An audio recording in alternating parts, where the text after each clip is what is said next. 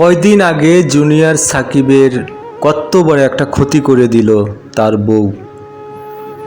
এটা আপনারা দেখেছেন, সমাজ দেখেছে, সারা বাংলাদেশ দেখেছে। এখন আবার রাসেল মিয়াকে নিয়ে যেভাবে আপনারা উঠে পড়ে লেগেছেন, সব রাসেল মিয়ার দোষ, আর কারো কোনো দোষ নাই। বিভিন্ন জায়গায় মিডিয়ায় বিভিন্ন জায়গায় প্রচার হচ্ছে রাসেল মিয়া তার বউকে ছেড়ে দিচ্ছে। ভাই, রাসেল মিয়াকে একা তার বউকে ছাড়ছে? তার বউ ছাড়ে নাই।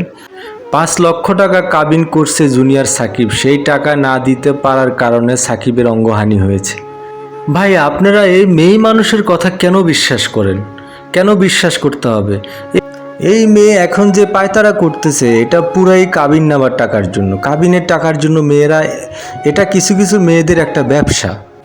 একটা বিয়ে করবে, একটা জামাই ধরবে, আর কাবিন নামার জন্য তার নামে মামলা দিবে।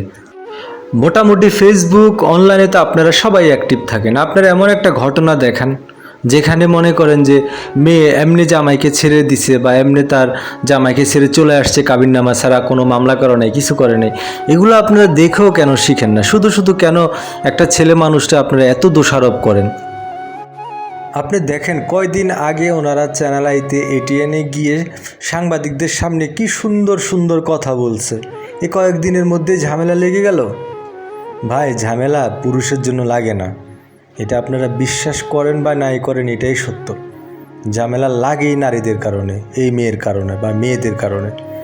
পিছনের দিনগুলো তাকায় দেখেন, ইতিহাস খুঁজে দেখেন, সারাটা জীবন পুরুষরা নির্যাতিত হয়েছে না নারীদের কাছে, মেয়েদের কাছে।